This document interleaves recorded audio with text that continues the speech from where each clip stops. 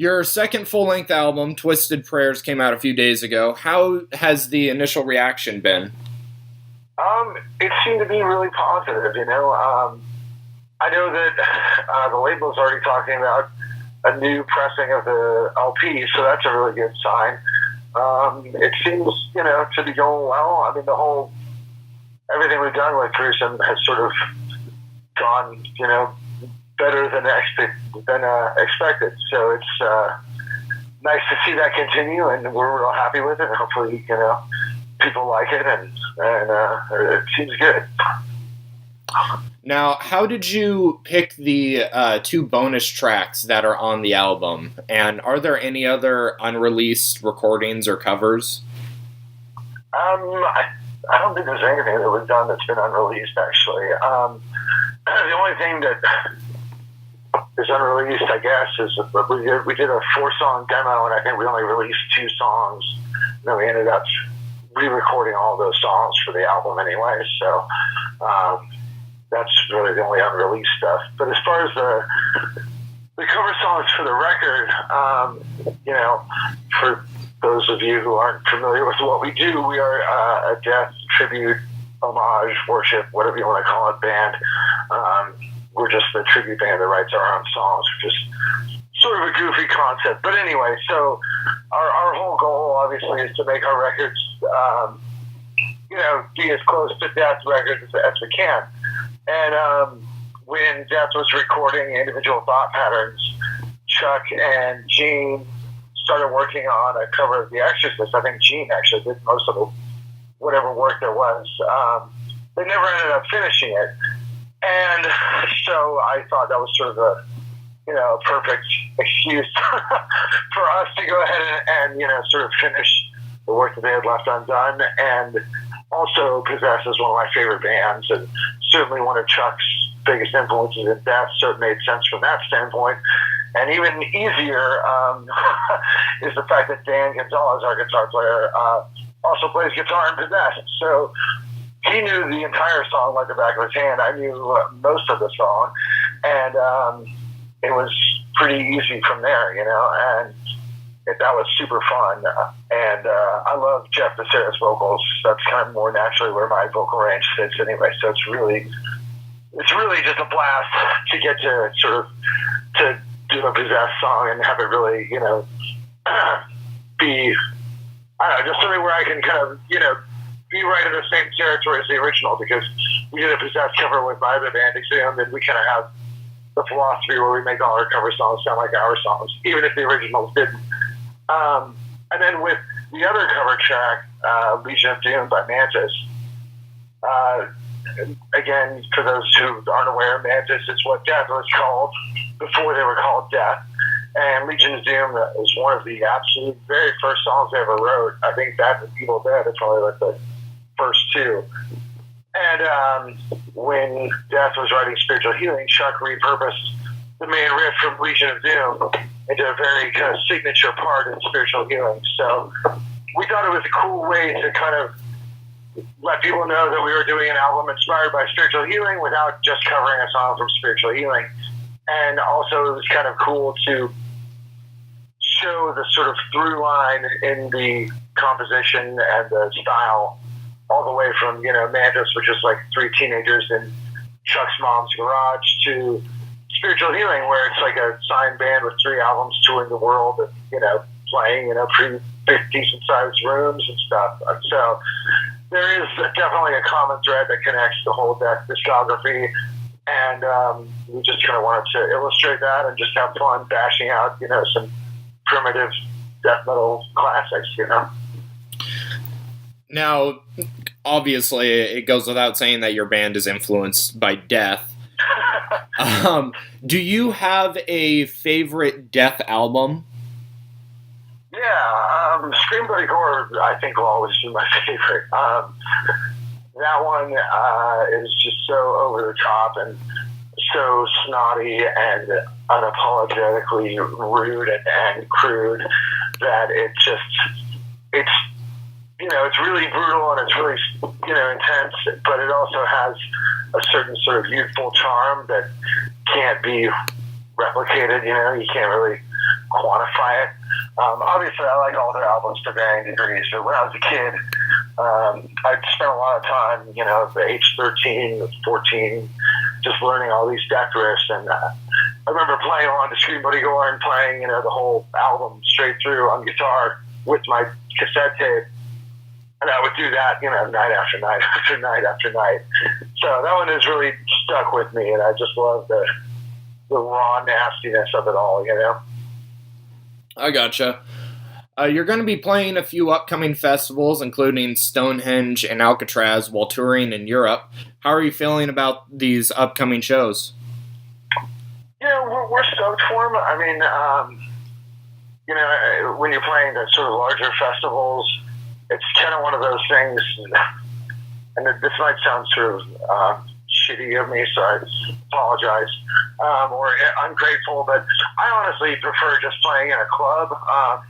I don't really think that the style of more, extreme, brutal metal really goes, it just doesn't sound as good outside, While it's great to get to play to, 5,000 people at one time, I mean, that is amazing. But at the same time, it's like, I feel like a band that does the style of music that we do is never really going to be best represented by playing outside, in the afternoon, in the sun, with, the sound going everywhere and all that kind of stuff. So, I mean, to me, in order to kind of not put pressure on yourself too, you just have to look at it as like, it's just another show. One day you play for 110 people, like in a shithole bar, and then the next day you play for 5,000 people at Brocken Open Air, and then whatever, it's just another day, and you just kind of take each show and try to do the best you can, Now, from what I've seen, it seems like you tour mostly in Europe instead of the U.S. Is there any reason for this? So far, that's kind of been the case. It's something that we're working on rectifying. We've done a couple regional things. We did like a 2-week tour with Obituary that went kind of from the south up to the northeast, and we did like a 2-week thing on the west coast. We did a couple of days in Soulfly, and then we also did our own shows up to Portland and back, and we really want to expand and do a proper, North American tour. That is kind of the next project. It's a little tricky with this band because we're all scattered. I mean, I live in California. Everyone else is in Florida. We all play in other bands. Dan, as I said, is in Possessed. I'm pretty busy with Exhumed. We just announced a tour for the fall. And I have another band called Pounder that's getting more active. And Robin plays in Derketa and Castrator, and also tour manages, and does merchandising for everybody from, Testament, Slayer, Overkill, Exodus, Death Angel. I mean, she's always on the road. So for the four of us to all be available at the same time, and then also have an offer that is going to make sense for us to, get together and go out and not lose money and all that kind of stuff. It's just the right stars have not quite aligned for us to do a full American tour so far. But luckily, the band seems to keep growing with every record, and that's going to enable us to move the stars around a little bit more, and exert a little bit more control over kind of the situations that are presented to us. So I think very soon there will be some kind of announcement before U.S. tour. And for your gear on stage for Gruesome, is there a difference between that and Exhumed, or vice versa?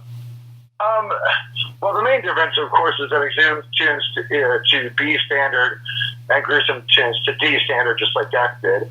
But I use the same amp.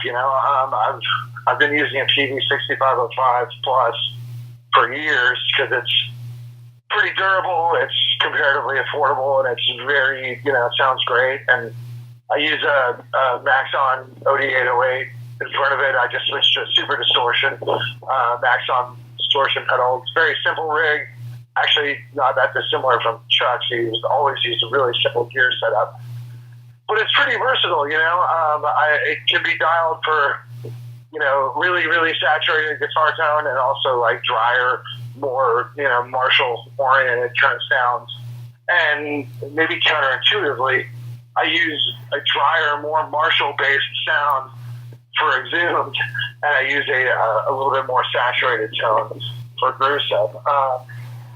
But, the meat of what's going on is pretty much the same, I actually have the identical ESP Arrow V's. My Exhumed one's white, my Gruesome one's black, so I don't get confused, because I get confused pretty easily. And, Seymour Duncan pickups, blackouts, and that's about it. Gotcha. Last question. This was from the guy behind Capital Chaos. He told me that you were a fairly big Star Wars fan, and he wanted to know how you felt about the new movie Solo. I'll say this. The first trailer for Solo looks horrible. So I really sort of adjusted my expectations. The second trailer looked okay. And then I went and saw the movie on opening night, because I've seen every Star Wars movie on the opening day since Return of the Jedi came out in 1983. So I make it a point to, continue that streak. And I went in just thinking, like, well, whatever. Hey, I got the popcorn, kill a couple of hours. And I ended up coming out of it really having enjoyed myself far more than I expected to. I had a fucking blast watching the movie. There was a couple of things that I thought didn't really work when they tried a little bit too hard to raise the stakes, and somehow the Kessel Run enabled the entire rebellion to get started. I thought that was a little bit of a narrative reach. But in terms of a fun story about Hansel and Lando Calrissian, I had a fucking great time. I think Donald Glover, particularly as Lando Calrissian, was just way too charismatic. He was so fun to watch. Every scene that he was in was fucking great. And L338, the feminist droid, was fucking amazing. She made me laugh nonstop. It was, I thought it was actually maybe my favorite of the newer movies so far. All right. Well, I'm not going to judge that. I have yet to see the new Solo movie. Okay. Well, I'm sorry for mild spoilers there. No, it's all right. Thank you very much. We really appreciate your time. Fuck yeah. Thanks, Hayden. Right on, man. Thank you very much. All right. Later. Bye.